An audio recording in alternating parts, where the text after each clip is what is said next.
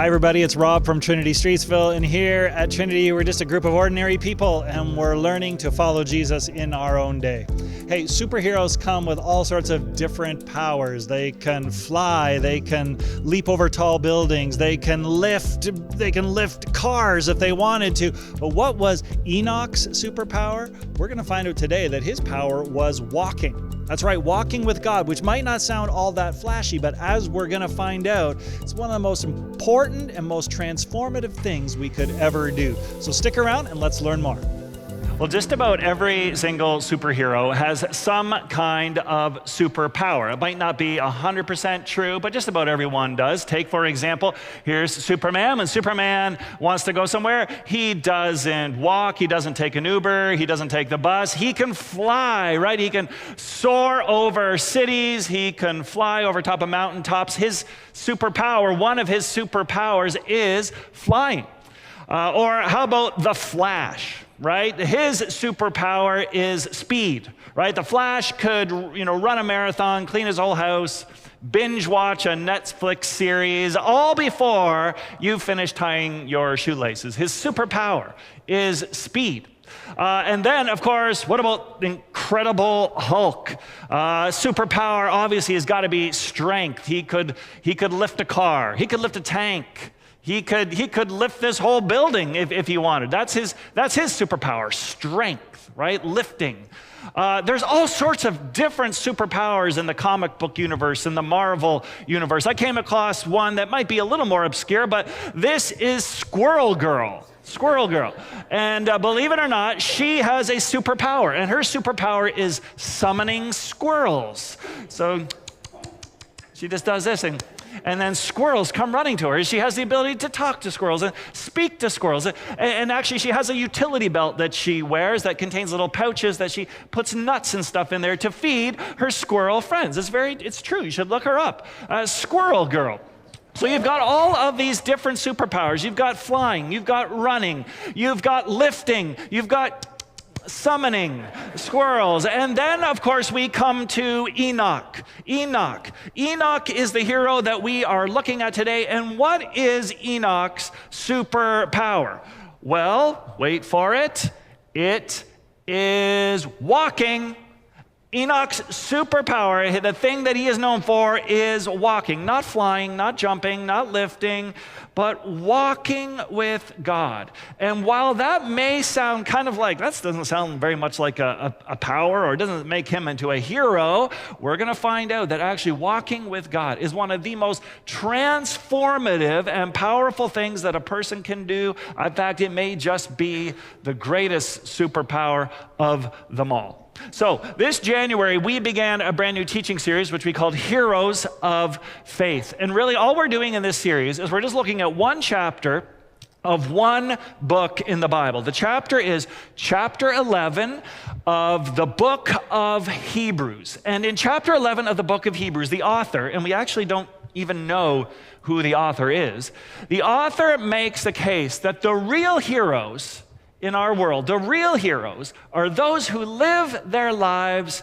by faith.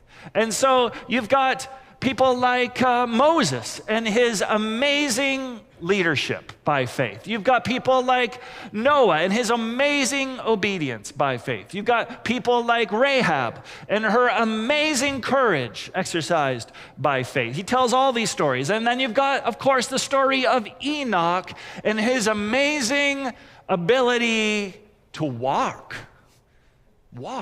right? Enoch is a strange candidate, for sure, to have on this list. Enoch's whole life is really just described in 48 words found in Genesis chapter 5. Here's a few things we know about Enoch. Enoch was the seventh in line after Adam. Enoch was the great-grandfather of Noah. And Enoch was the first person of whom it was said in the Bible that they walked with God. Walked with God. It doesn't sound like much, but we're going to find out there's a lot packed in there. And so today we are going to look at three things. We're going to look at the life Enoch lived, the legacy that he left, and the lessons we can learn. So I encourage you, as always, you can follow along here. We have little sermon notes to make sure that everybody gets the most out of our teaching time here at Trinity. Let's begin with the life that he lived. You know, at the end of all of our lives, people are going to stand up, and they're going to say a few words about you after you're gone. It might be an obituary in the newspaper. It might be a eulogy right here in Trinity. And they're going to get up and they're going to say just a few words about your life, right? And what do we read as the kind of the eulogy, the obituary, the summary of Enoch's life? Well, you know, what would be the epitaph on his headstone? Although, as we'll find out, he didn't actually have a headstone. What would it say? Well, it would say something like this: Enoch became the father of Methuselah. And after he became the father of Methuselah, Enoch walked faithfully with God 300 years. Enoch walked faithfully with God, and then he was no more because God took him away. Now, I just want to acknowledge something that probably everyone thinks about when they read this part of the Bible, and that is, what is with the super long lifespans, right? You got people living 300, 400, 500, 800 years long, and what's up with that? Now, I just want to say, don't get hung up on that. Some people might believe that, oh yeah, in the pre-flood world, people just lived longer, and if that's what you want to believe, that's fine.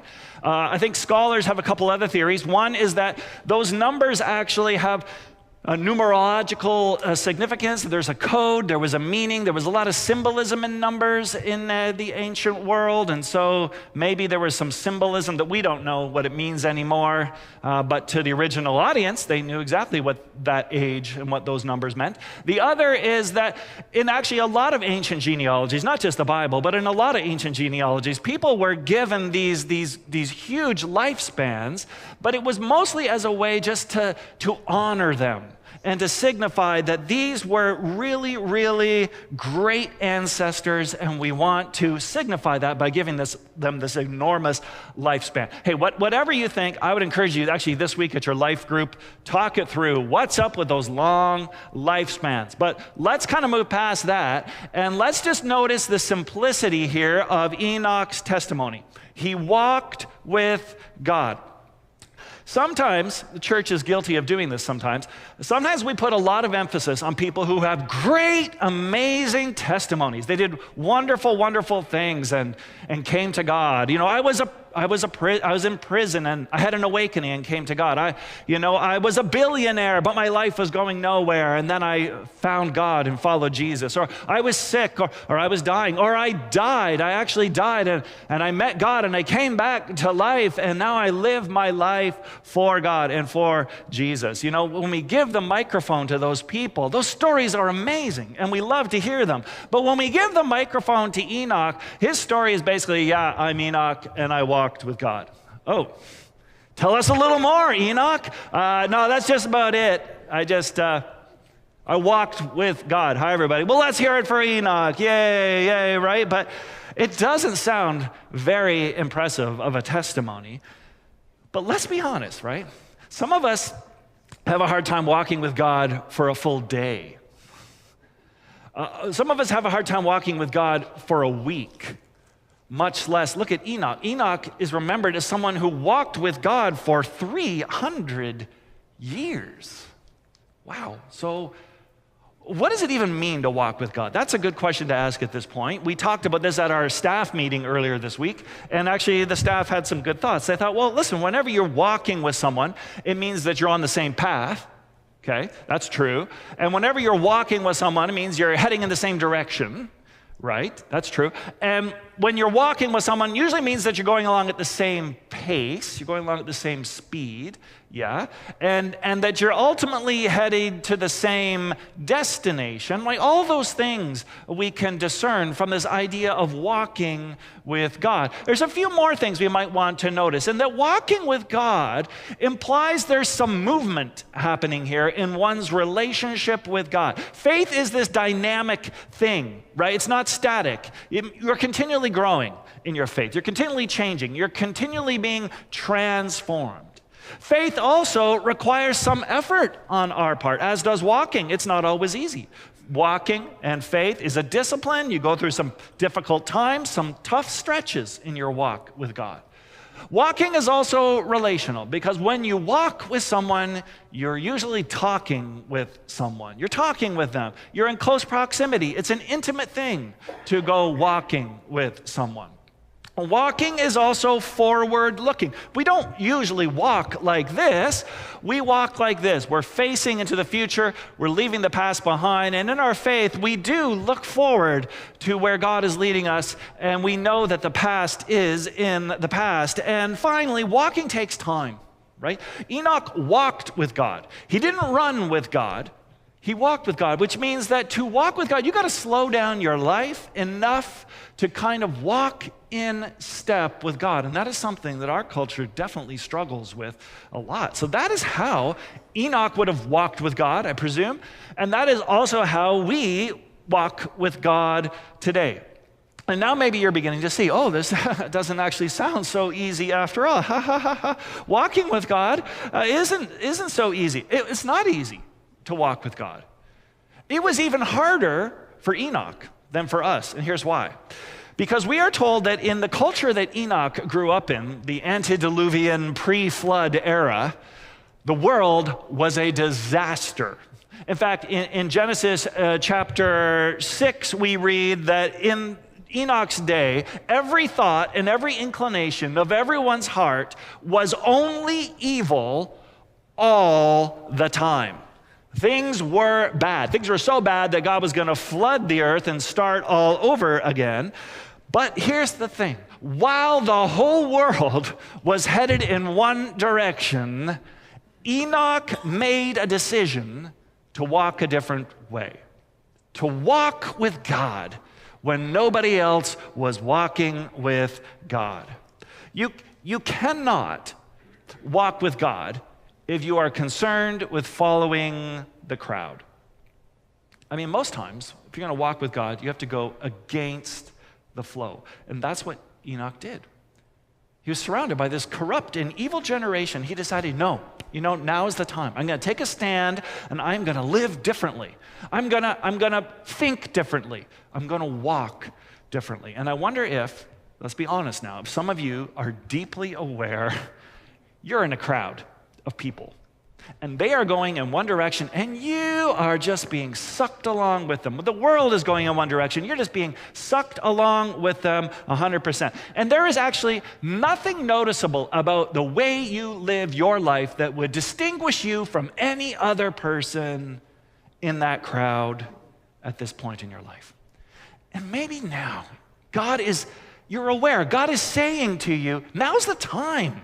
Right? Now is the time for you to take a stand. Now is the time for you to make a decision to walk with God, to follow Jesus, to live your life in a different way, even if that means that you stick out.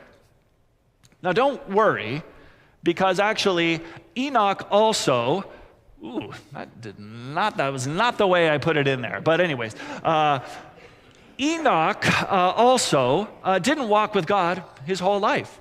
Actually, if you read this, what you can see on there, you will see that there was a time that Enoch didn't walk with God, and then something happened and he began to walk with God. What happened? Well, we read, after he became the father of Methuselah, Enoch walked with God. There you got it. Parents, all parents know this, that when a kid comes along, it changes everything, right? J. Vernon McGee, the old preacher and Bible teacher, he said this, there is, if the presence of a baby in your home won't change your life, nothing will. Having kids, it wakes you up. But it's not the only kind of life change that wakes you up, right? What about like you get married, or you move into a new city, or you start a new job, or you lose someone? You lose someone to death. All of those things force you to kind of think about your life and to think about God in brand new ways. I bet there are some of you here today that you can relate to this. You were living your best life at some point. You were doing what you wanted to do, and then the kids came along, and you were like, oh my gosh. What do we do now? We've got to make sure they know about God's love. We got to make sure that they have some kind of moral compass to live by. We got to take them to church. Let's go to church. And And maybe the same as for others of you. You started university and you're like, shoot, I am not ready for this. You started a new job. You're like, shoot, I was not prepared for this. You lost someone special and you were like, how am I going to get through this? And so you, like Enoch, you made some decision. You said, I need to walk with God now more than ever. I need a community of faith. And maybe that's how you ended up at Trinity, is because something big changed in your life. Now, of course, that's not the only thing that people know about Enoch's life, that he walked with God. He, of course, is also very famous because according to the scriptures, he did not experience death. Guys, this is an incredible amount of mystery around this, obviously, but Hebrews says, by faith Enoch was taken from his life so that he did not experience death. He could not be found because God had taken him away. And if you go back to the Genesis account, it says Enoch walked faithfully with God, and then he was no more because God took him away. This is so interesting.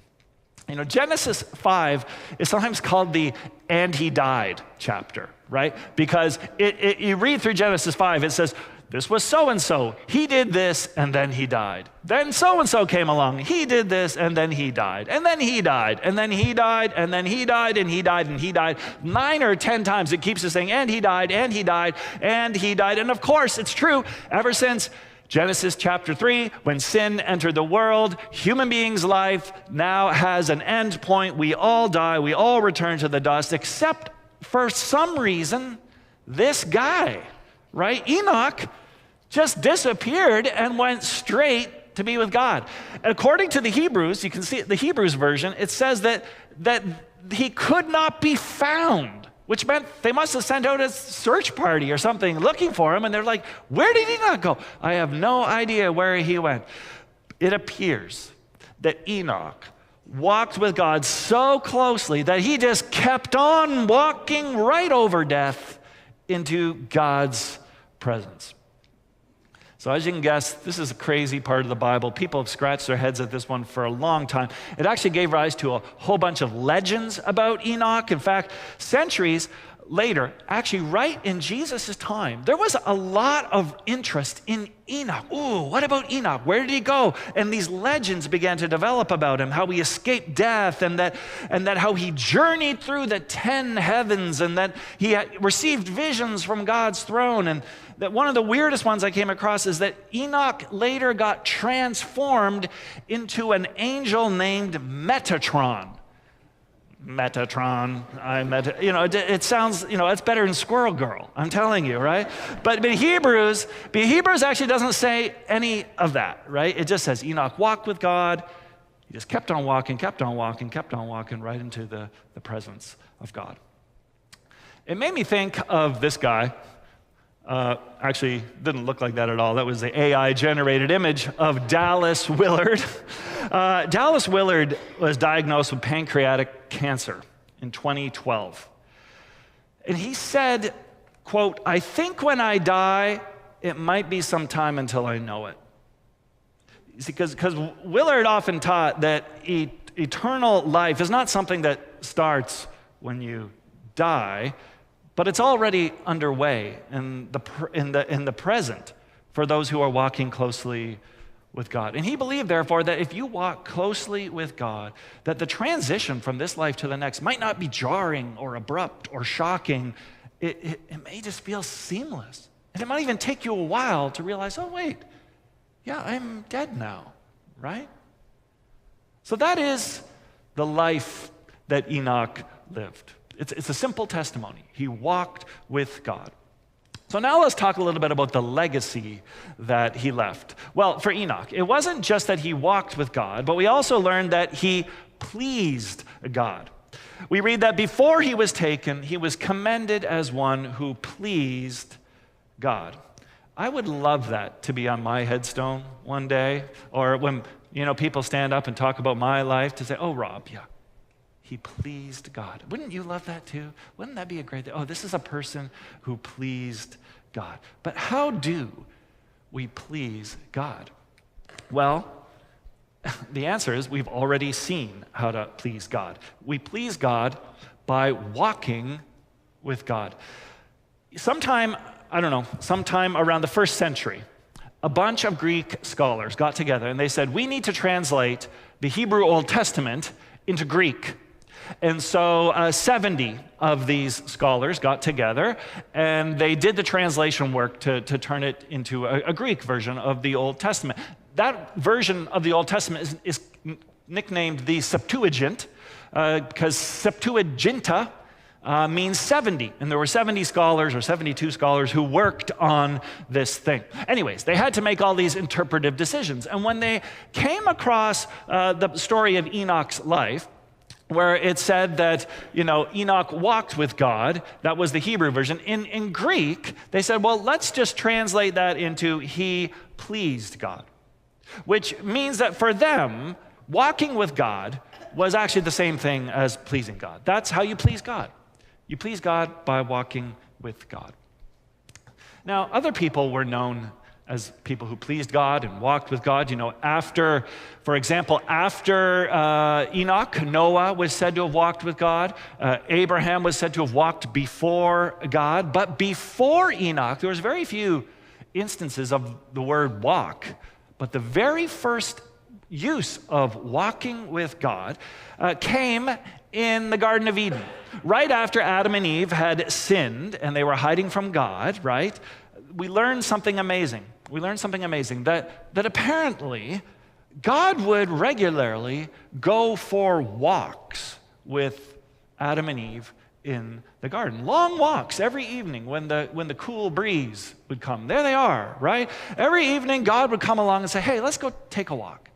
And they would go for a walk, and Adam and Eve would say what's on their heart and what's on their mind. And God would say, let me tell you what's on my heart and what I'm thinking about. And of course, Adam and Eve, they rebelled and that relationship got broken. And it is really hard to walk with someone when the relationship has been broken. Have you ever wronged someone and you see them coming around the corner? You usually run the other way. You try to hide. You don't want them to see you. And so anyways, Adam and Eve, they couldn't walk with God anymore.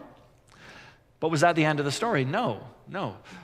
God is displeased with us, and so now we're never, ever going to get a chance to walk with God again. But no, because what happens is a few chapters later, Enoch comes along and shows us something really startling. Enoch walked with God. Wait. You mean someone can walk with God again? Someone can actually please God again in spite of our sin, in spite of our rebellion? When Enoch walks with God, it tells us that it is possible to be reconciled with God. It is possible for God to be pleased with us again. Jesus said, I always do what pleases him. Paul said that we make it our goal to please him. Whatever you have done in your life and you think God doesn't love you, God has left you behind, or God is displeased with you, there's hope. Start walking with God again. Because Christianity is not about some general belief in God. It's about walking with God, not jogging with God. Hey, woo, see you later. It's not just bumping into God from time to time. It's like, oh, fancy meeting you here. And it's not just having a weekly visit with God, coming to church once a week or something like that. But walking with God is this consistent daily 24/7 kind of thing. Here's an example I was thinking of. According to statistics, 70% of people own a pair of running shoes, but they never run. No, I should say that 70% of people who own running shoes never actually run. They might look the part, right? But the shoes actually don't fulfill the purpose for which they are created. They sit in the closet. In the same way, I think it's true to say that many people own their Bibles, many people have been baptized, many people attend church, but they're not actually walking with God. Faith isn't just about having all the things or jumping through all the hoops. It's about using these things daily in your walk with God as you are living in step with God. That is how we please God, right? That is how Enoch pleased God. In fact, I was thinking about this. There are so many times in life that I think we are wondering, what is the right thing to do in this situation? Should I date this guy or not? Should I make this decision or not? Should I send this text message or not? But what if in those moments we just ask the simple question, will this please God? Will this please God? Would the thing I'm about to do please God? Would the words I'm about to say please God? George Mueller once said that 9/10 of our difficulties are overcome when our hearts are ready to do what is pleasing to God, no matter what. So there you go. We've got Enoch. We've got the life that he lived. We've got this legacy that he left. He pleased God. And finally, what lessons, what other takeaways can we learn? Well, I just want to share two more brief ones. They come from this phrase here. And without faith, it's impossible to please God.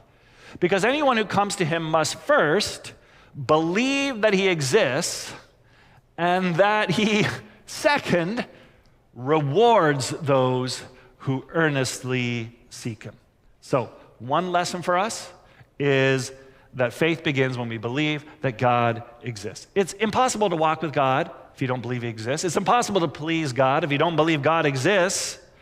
But when we believe God exists, that's the starting point of faith. But listen, he's not just saying believe any God exists. He's not just saying we please God when we believe in a higher power or we believe in some kind of supreme being. No, he says when we believe that he exists. He exists. And of course, he's referring to a certain deity. He's referring to the God of the Bible, to the God of Abraham, Isaac, and Jacob. He's referring to the God who was the father of Jesus. And so when you believe in this God, it's the starting point of faith. You don't have to have a degree in theology. You don't have to understand all the soteriology or whatever. You just need to believe, to start, this God exists. In fact, I was thinking, do you remember the very first time that